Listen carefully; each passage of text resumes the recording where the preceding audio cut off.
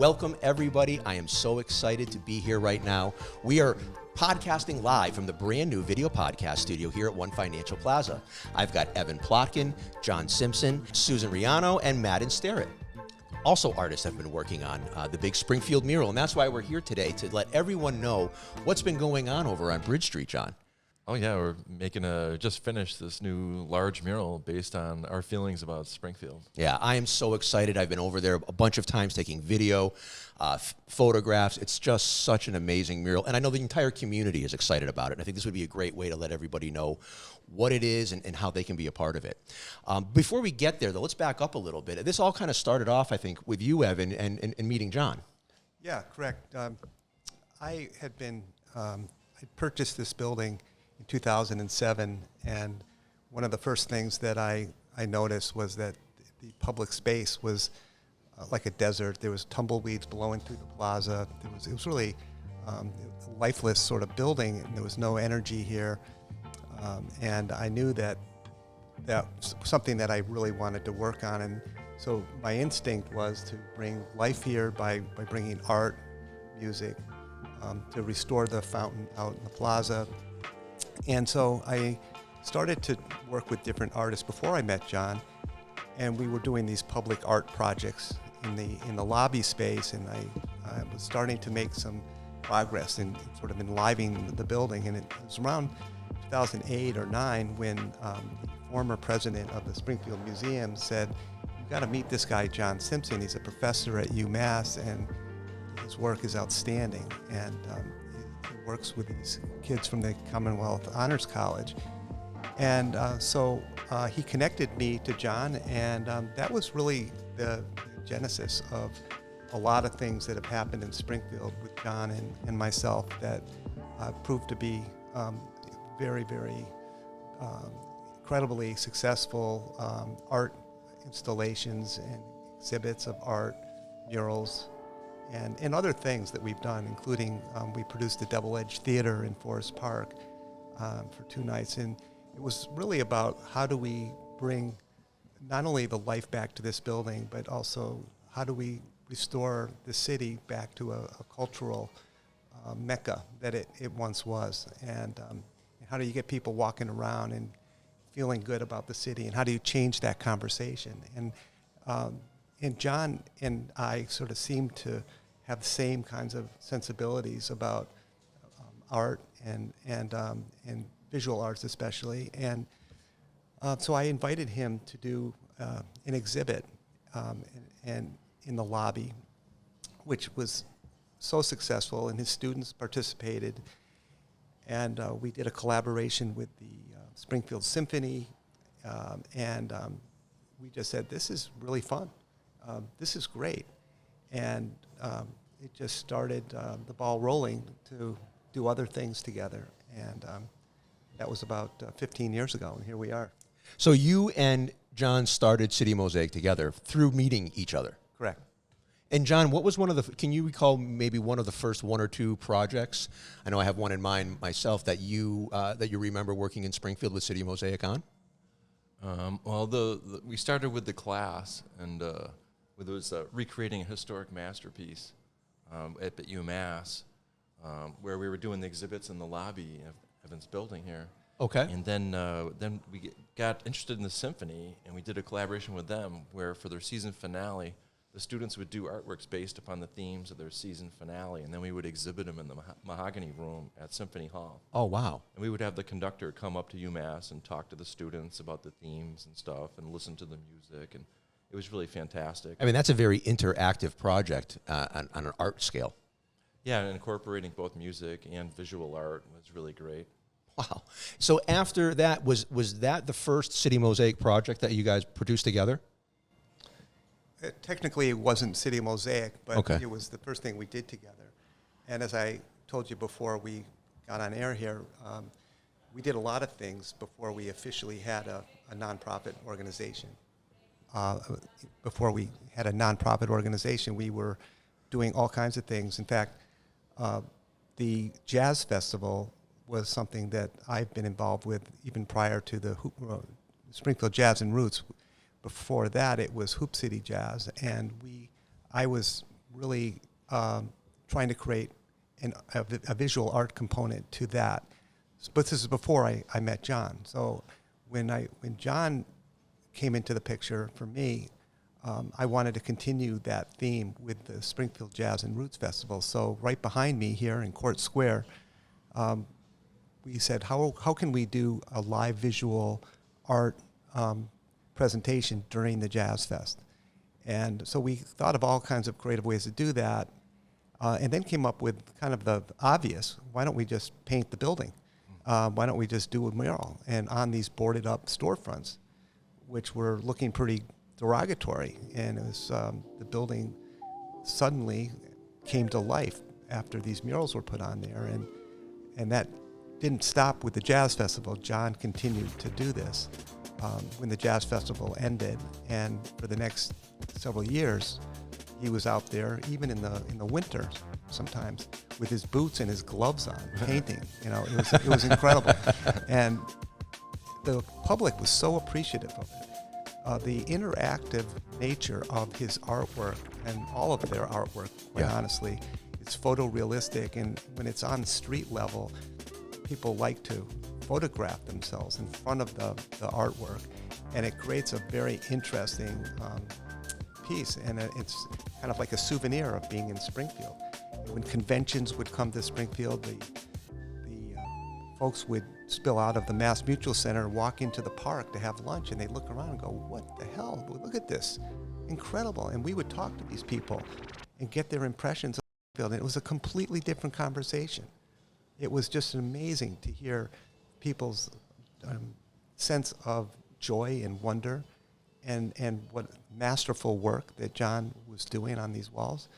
And we would just be there and watching them get their pictures taken. They didn't even know John was the artist in many cases until we went up to them and said, by the way, this is the guy who did all this work. And then it was just fun to get their reaction.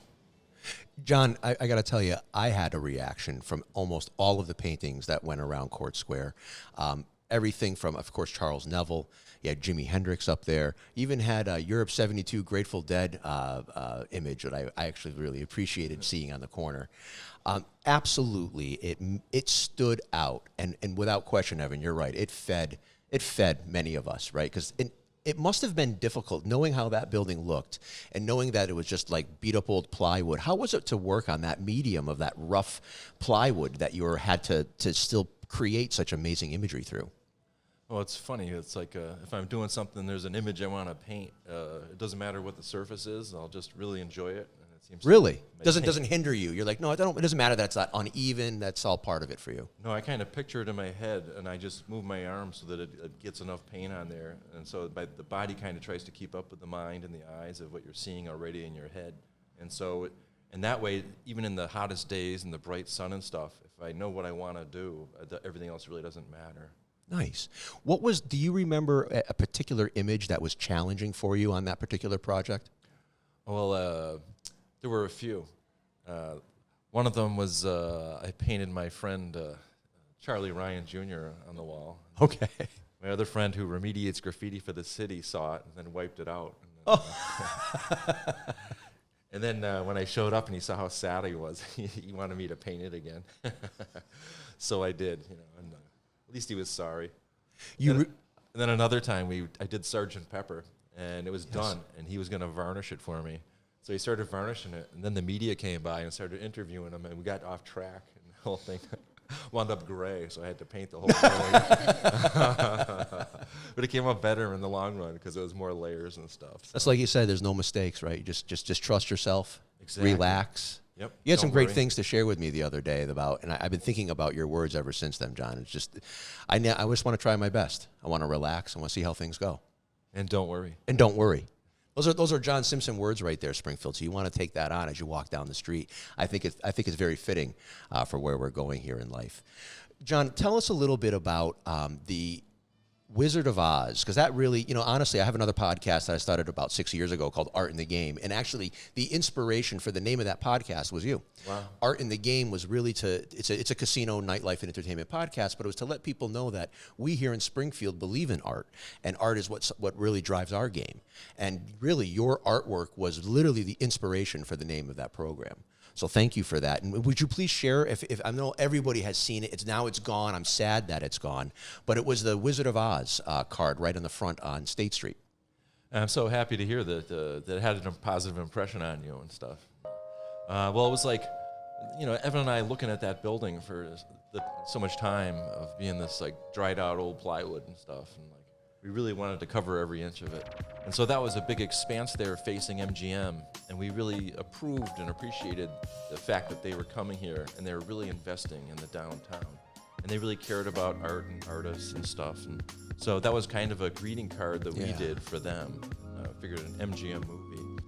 And then there was like 4 spaces on the sides and 1 central one. So we were sitting down, Evan and Racer and I, just thinking about what it could be. So we need 4 faces and then a central image. And then Evan's always loved the Wizard of Oz, and I've always loved the Wizard of Oz. So we landed on that. And then it's like I barely remember doing it. It went so fast. And Wow. that was during the winter too. There's no place like Springfield. Said it right on the bottom. Yeah, we came up with the sayings there. Yeah. It's like, Was that you, Evan? Well, I think we all came up with that sort of. It was a collaboration, but I think the inspiration for the Wizard of Oz happened because from the moment that John and I met, we continued to encounter other like-minded people who sort of came along like into our tribe, so to speak. They just appreciated what we were doing. The Eraser, for example, Mike Cass, who works for the city, was one of the first people that helped us get access to that building to do the murals on the wall, because he managed that for the city. The SRA owned 31 Elm Street. And You have to get permission to do this, right, Evan? You can't just walk up with your paints and start painting Right. on a building. So we had sort of this, informal approval from Mike Cass, and he had all the keys, so it didn't really matter. And the other thing is that the Wizard of Oz has this theme of Dorothy, meeting the lion and the Tin Man. Tin Man and the Scarecrow. Scarecrow. So we felt like this journey, this yellow brick road, had it was a good analogy to how John and I are sort of going down this road, and we're encountering these different people and being inspired by different things. And some things are not as pretty, when the monkeys and the witch descend on you. It's kind of scary. And I think you can draw some analogies to that here in Springfield. But we overcame them, We worked through a lot of the problems and the negativity, the Some terrible resistance. Yeah, and so we said, why not replace this negativity with beauty?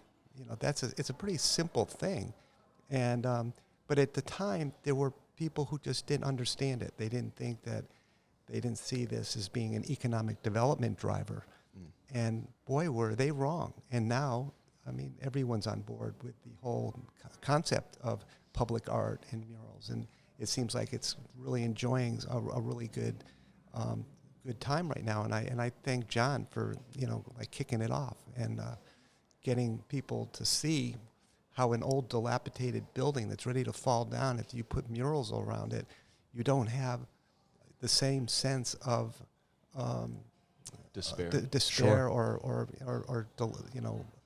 it shows that there's life there. There's some beauty there, and it's much more appealing to the people who live and work downtown. I'm amazed at how that took the community. People really, it spoke to them, and it spoke to me. So I'm excited that we were able to look at it, and I'm sad that it's gone. But didn't you receive some accolade from somewhere about that?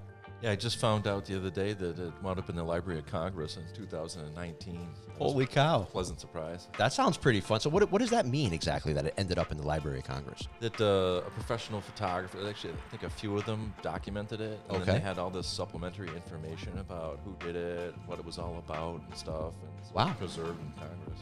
Wow. So John Simpson, that's a great segue. You know, as an artist, you've been in our community for how long have you been here in Springfield? I'd say, well, since I was a child. Okay.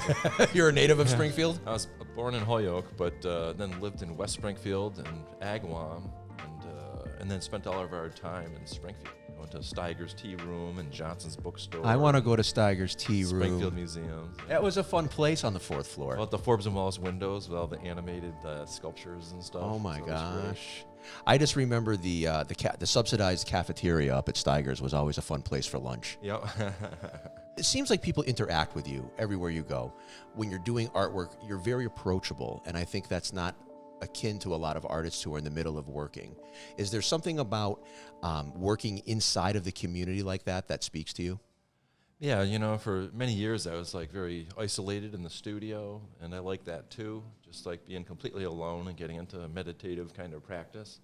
But when I started to, I guess this was at the University of Massachusetts many years ago, I worked at the University Gallery as a student, and we made these big avant-garde installations as teams working with an artist, and it was so much fun. Okay. That when I graduated and stuff, I kept painting, but then I liked the idea of doing something like that again in the future. So like 30 years ago, I decided to go volunteer at the Springfield Museums.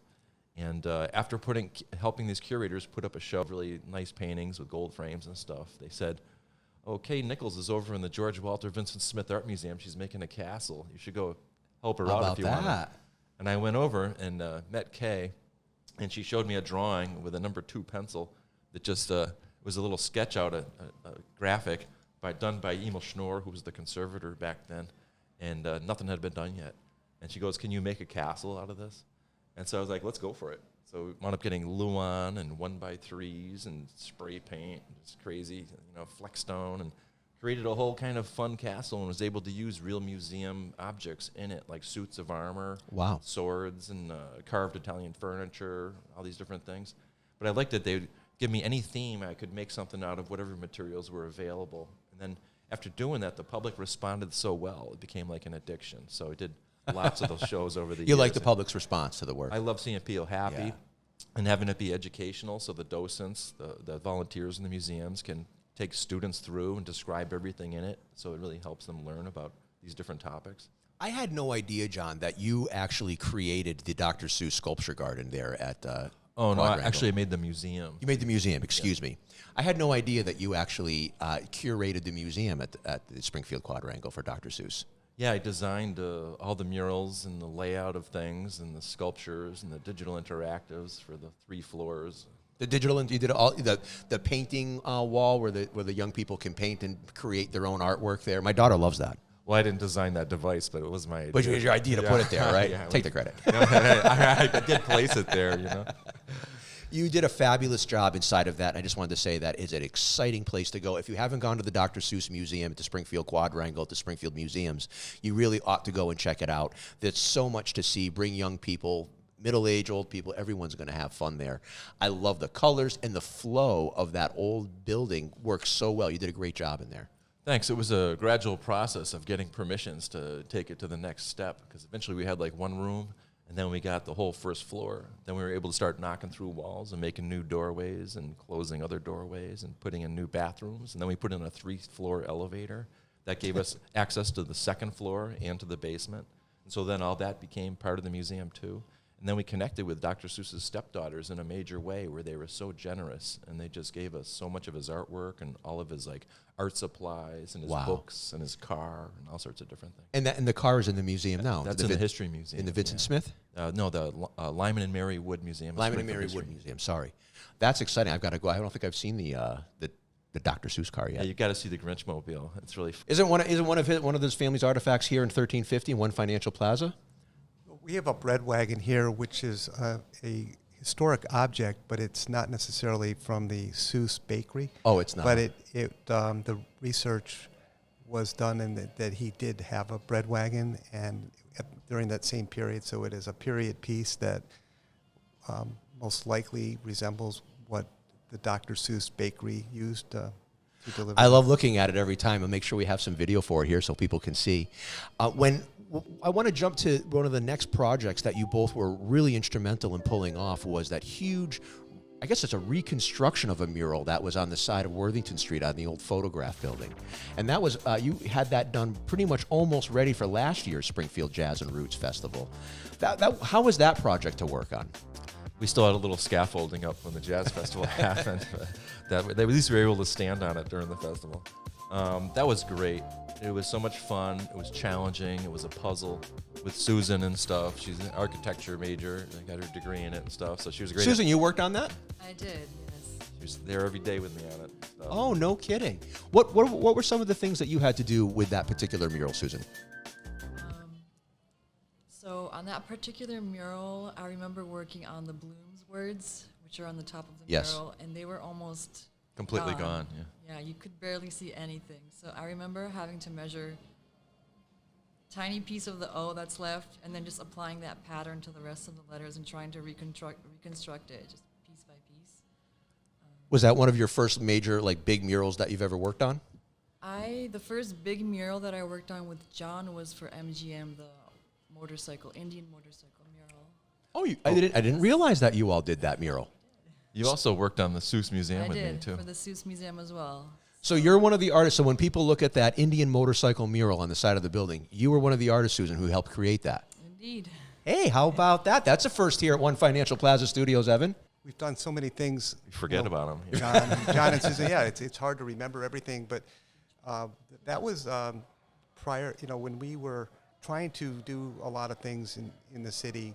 It was around the time when MGM was trying to get their casino license here. So they took a particular interest, first of all, in my building, and then they met me and John, and we presented to them our idea of what the city should look like after a casino is built, and how that we can activate the entire downtown better through art, and how to make artists more sustainable here, and to attract more artists to come to Springfield. So we worked on a lot of different opportunities with MGM, and that led to them hiring City Mosaic to do that Indian motorcycle mural.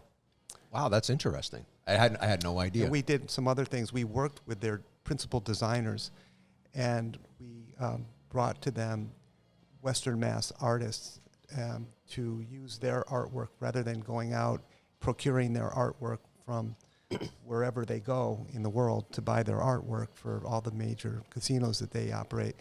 They instead bought into the philosophy of using local artists and enabling those artists and using their work in the hotel rooms, in the common areas of the casino.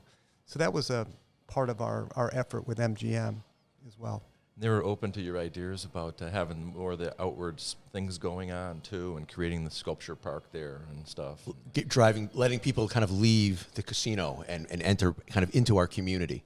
Right. Jim Murin said that he changed the entire plan of MGM to have a plaza connected to it. That wasn't part of the original plan, but it was because of the plaza that's right behind me at 1350 Main Street.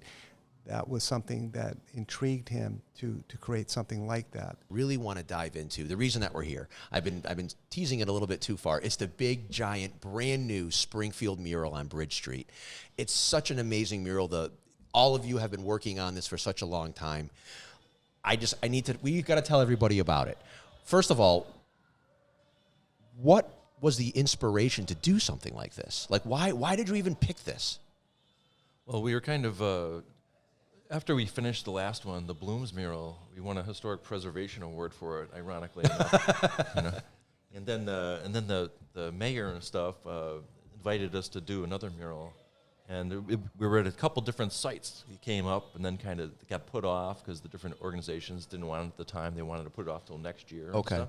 So eventually, we wound up on this bid building because Evan spoke with the people of the bid and stuff, and Paul Picknelli and stuff, and thinking about the history of Springfield.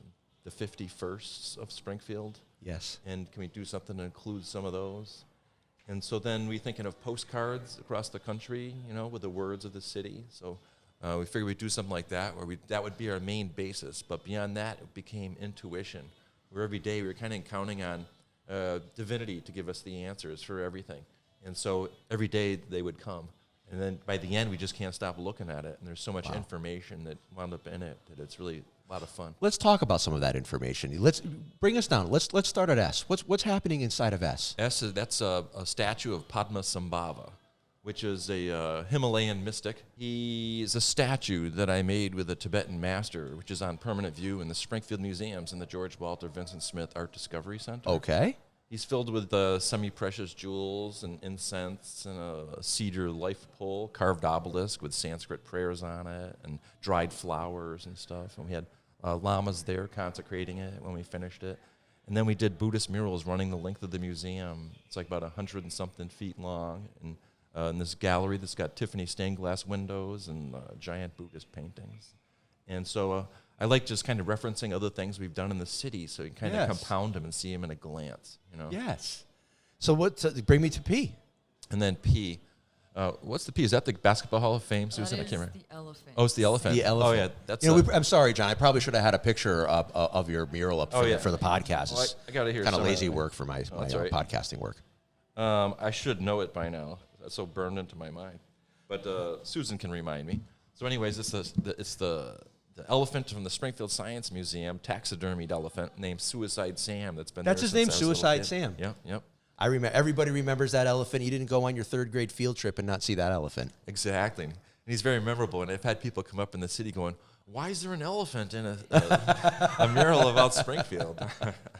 Keep going down Springfield. Where are we on? R? What's next? Basketball Hall of Fame. We had to get that in there. You got it. We're city of basketball. Great. You can't miss that. We're very proud. The Campanile. Is Campanile, we restored it. Put some of the corbels or whatever, the pylons up on the top that aren't those there aren't there anymore, right? No. But you restored it to its original. Exactly, with a really low expense for the city, If I'm not mistaken, I think Abraham Lincoln signed the paperwork to have that built. Oh, that's beautiful. Right? Interesting. Yeah, we Didn't know knew that. Now we do. So we have the Campanile, then now N. Or the I, or is the R? I is the Campanile. The next one's St. Michael's Cathedral. Okay. Which is right next to the museums. And with each one of those, we're like, okay, here's this letter. What would fit in there? And I would just drive around the city looking for things that would fit into the mural and stuff. But it wound up seeming like it makes sense by the time it's all done. That's interesting. So even the medium that you're working with kind of spoke to what imagery that you were able to create inside of that. Exactly. So if you have an eye, you have something thin within. I think that's where the Campanile is, because it's tall and thin. Just such great colors, too, inside of the mural. I love how the 3D letters and the fonts that you created, the nice rainbow effect colors underneath. It just looks it's so pleasing to the eye, and it really is a warm and fuzzy feeling when you look at it. What's next? Are we on G now? Oh, yeah, well, also with the colors, I did it all in black and white, then I let Susan go crazy with the color, and she really did go crazy. Was that you, Susan? You added all the color? It worked out great with both of us. Yeah, we worked really good as a team there, too, also with Madden. And so what are we on, the G? I think we're on G. Oh, G's the Memorial Bridge with the GB airplane flying over it. Come on, you got two things. That's a twofer. Exactly. And I like layering those things, so there's things coming out of the letters, like the elephant's trunk and then the GB airplane. They overlap the edges, so it gives it a sense of three-dimensionality. And Susan, what's in the F? So the F is from Forest Park, the Three Graces. It's a statue in there. Yeah, we like From putting that in there. From the mausoleum? Yep, right behind the mausoleum. Everybody knows where that is. If you haven't been to Forest Park from Springfield, everybody takes a walk up to the mausoleum. That's what was in Dr. Seuss's books. He drew that out himself. Inspired him. It's so Inspired. interesting. It's interesting to see the inspiration inspiring and continuing to inspire, because he was inspired by that, and then you're inspired by his work, and I can't imagine the young people that walk by your work and catch that inspiration. That's something that I wanted to share with all of you about sitting with all of these artists, and I just wanted to take a moment myself and thank all of you. Because, you know, here in Springfield, we do have some challenges, and we live through 4 harsh seasons. It's like 95 degrees out here in September. And your artwork is like water or nutrition to all of us as we grow through these seasons here in Springfield.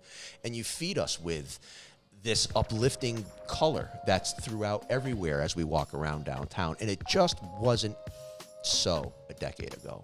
I can feel the difference when I walk around. And as Evans pointed out in the beginning of our conversation, people's opinions of Springfield, because of the artwork, is literally changing.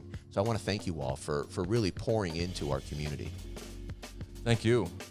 We really love that. And, you know, for years I do stuff inside the museums, like the Egyptian things and stuff, the different Tibetan Buddhist temples, which was great, but it was like a smaller audience compared to when you do something right outside on a street, you know, and you get everybody seeing it. So you really engage completely with community when you do that. And people have been coming up to you, because I have some video where you were actually painting a gentleman who spends a lot of time in the Stern Square Park. Would he come up to you and say, hey, why don't you paint me a picture? Exactly.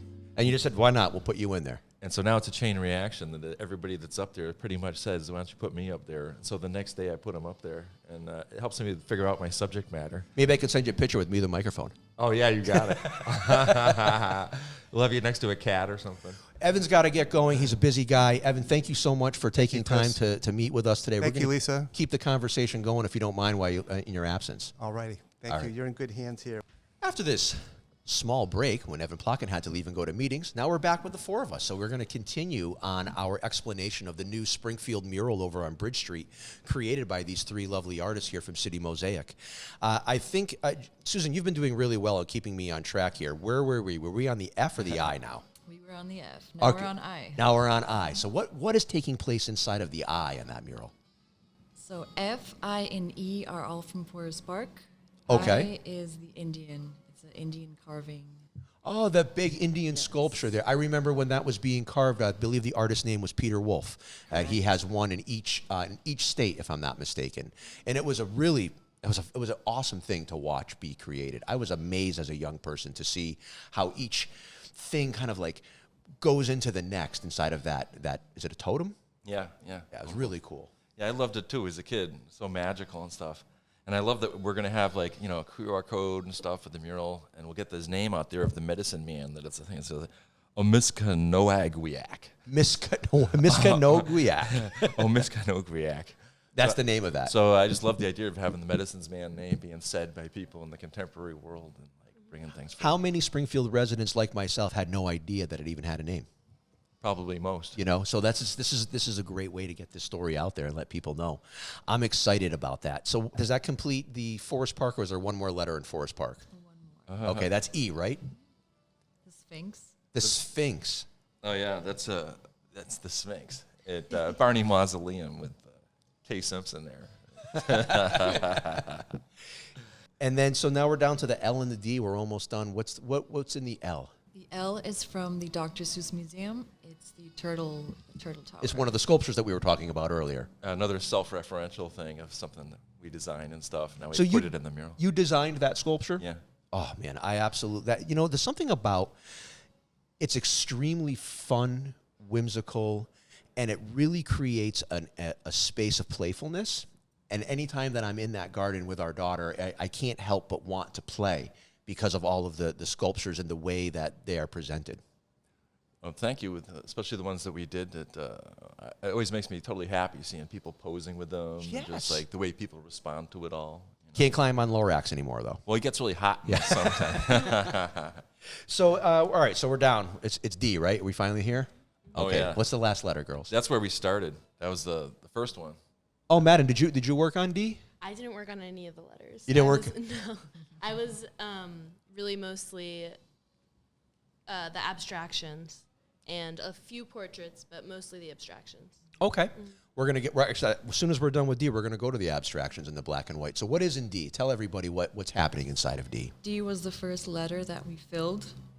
And it is the statue of the Puritan, Samuel Chapin.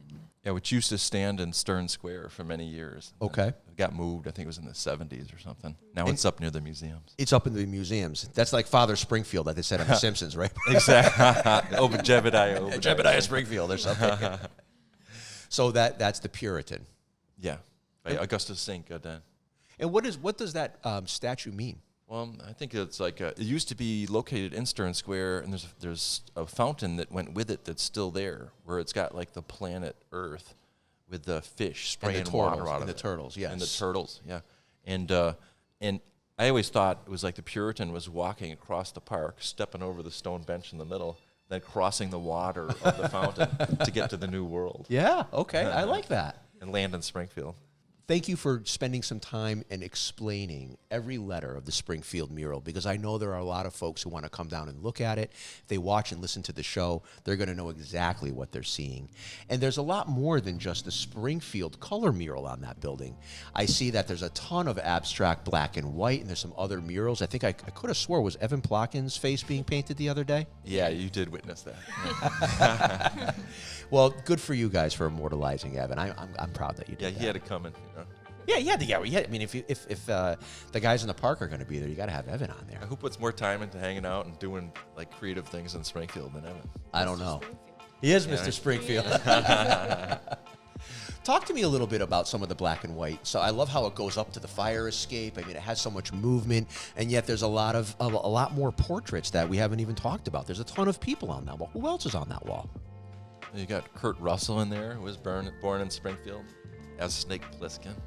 You got John Brown's like stuck in the wall. There's like a hole in the bricks. And actually, when it's a windy day or stormy, he actually moves around in there. Really? Yeah, the first time I saw it, I thought I was kind of losing my mind. And then John's Susan Brown says, Army. "Do you see that?" I'm like, "See what?" It has movement. Yeah, he moves back and forth when it's like a stormy night or day, Wow. you know. And we have Eleanor Powell 3 times in the mural, jumping through the sky. Another one's a portrait. Another one's her dancing.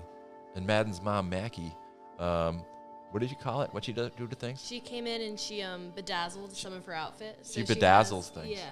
Okay. So she has a like completely rhinestoned hat on. Her shoes are rhinestoned and her belts are rhinestoned as well. Yeah. So she's a sparkly element. She's like a special element. Yeah, I like that. When you see it in the morning, the sun, it glitters like diamonds. And at night, the car lights reflect in it, too. So it's really so alive. You were sharing the other day where I had the opportunity to do some filming that as the sun sets and reflects off of the other windows, it actually lights up other parts of the wall, kind of creating a little bit of a light dance. That's really wild. Another one of those unexpected things where this dappled light creates like spotlights on different characters. And all of a sudden, something's important in the mural. You know, things stand out at different times. Sure. Which reminded me kind of like these things that nature does. Like I said, when you plant a garden, you always wind up with volunteer plants that like also have flowers on them and blooms and stuff. But like in Court Square, I painted Judy Garland, and when night fell, the lights came on, and then saw that the lights shone through a tree, so it looked like she was looking into the moon, with like the shadows of the leaves moving on her forehead. Wow. And people would line up taking pictures and just Just to believe it. see that almost animation that was created by the street lights and the moon. Yeah, it looks like she's dreaming or something, or thinking deeply. Wow. That must be really a satisfying part of your job when you create something and then something else kind of comes out of that creation. It's the best part, and that's kind of like this Springfield one especially, where the 3 of us all did our stuff. We all gave it our all. We worked in perfect unison, but none of us had any idea of what the cumulative effect would be. So now at the end, we stand the last hour of every day, it seems, just staring silently at it, and like trying to reflect upon what the composition means and how deep it is, because we keep seeing new stuff coming from our own marks. What does it mean to you, John? And I'm going to ask both of you this question. What does it mean to you to be able to present a piece of work like this to a community? It makes me feel really satisfied, and I feel like I'm spending my time well in the summer, and the response is so constant and so appreciative, and people spend so long on this one and pointing and learning and stuff. I couldn't ask for anything more from doing a public artwork. You know? Outstanding. The learning. Yep. Madden? For me, it's kind of the ultimate example of giving without expecting any receival or anything like that. So as you're working on it and you're putting your all into it, it's really nice that people will respond and stuff like that. But at the same time, it's really just about the artwork and getting the artwork out there. And a happy accident that comes from it is like the recognition and the sort of like community building thing. But really what I've found that I've been doing is I'm trying to give to the building that we're working on. And I'm trying to create something beautiful for that building because it's been kind of lost for a while. Wow. Yeah. Susan, the same question for you. What does it mean to you to create something like this for the community? Playing off of what Madden said, it's a gift to the building. It gives it a new identity. It's also a gift to the community, and I love seeing how much they enjoy it, how they just appreciate it as well. And we also receive gifts ourselves. Those little unexpected surprises that we've found along the way, those are also gifts that we take. And it's been very gratifying, but also I'm very grateful to be able to work on it and to create this. What was your favorite part about working on this particular mural, Susan? About working on it. I worked mostly on the letters, and I loved putting in the color and seeing the contrast that it gave to the whole art, the whole piece, with the black and white, the color, seeing it come to life, and yeah, I especially love the skies, putting in the Sky sunset looks great. and then the clouds. Those are my favorite parts. You know, we were having a reflection yesterday, too, which I thought was pretty interesting. It's like the one we did last year, the balloons one, is like tons of bright color and stuff. It's super colorful, but we had black and white elements in it of different characters, historical figures and stuff. And then this is like the reverse. Okay. So this one's all like black and white, then with the color detail and stuff. Sure. So it's nice, like they balance each other out, you know? Yes, I would definitely agree with that, especially as you walk down Worthington Street and you can see the one off of Worthington and then you come over into Bridge. There's definitely some balance and color. And I didn't even think of that until you shared that. I only thought of it yesterday. Hey, it worked out well. Yeah. Welcome to Fly By the Seat of Your Pants Productions. Exactly. It'd be a good logo, pants with wings on them or something. Well, this has just been so wonderful. I'm so grateful to have you all here in the studio to share your story about the mural and really all of the efforts that you've been doing. What's next for City Mosaic, and what can the community hope to see coming forward? Well, we're already moving into the next mural, which is connected to that one. You're just going around the corner, so that'll be the front of the building. You're just going right around the building now, We right? can't stop. Are you going to go all the way? You're going to go all the way to the other parking lot side? Yeah, we're going to make a few marks today probably just to Oh, make no sure kidding. claim it, you know. Yeah, with the walls continuing around there as we get more of them, we've been getting a lot of wows, and Kay came up with the idea for us as thinking of ourselves as the walls of wonder. So we want to keep going around creating these so-called wonder walls. The Walls of Wonder. So that's going to be Walls of like Wonder. that's almost like your nickname, right? Because it's Exactly. City Mosaic, but it's really the Walls of Wonder team that's just going around and creating. Wow. That's how it works, right? Hey, that's great. You know, everything that you guys do just seems like you have such a perfect artistic flair to it. We're lucky to have you in our community. Thank you so much. So if you're just into giving, then people are always happy about it because they're getting something. I think that's a great place for us to segue out of here. It's really been a gift to be here with you and to listen and to learn about everything that's happening inside of City Mosaic, the beautiful artwork that you're all creating throughout our city, and really enriching all of our lives with color, art, happiness, and joy. I want to thank you all very much. And it's been a really wonderful conversation. Thank you, Chris. Thank you so much. All right. On behalf of everybody here at One Financial Plaza and Every Single Thing 413, we'd like to thank you for sticking around to the end of this episode. And make sure you follow us for the next one.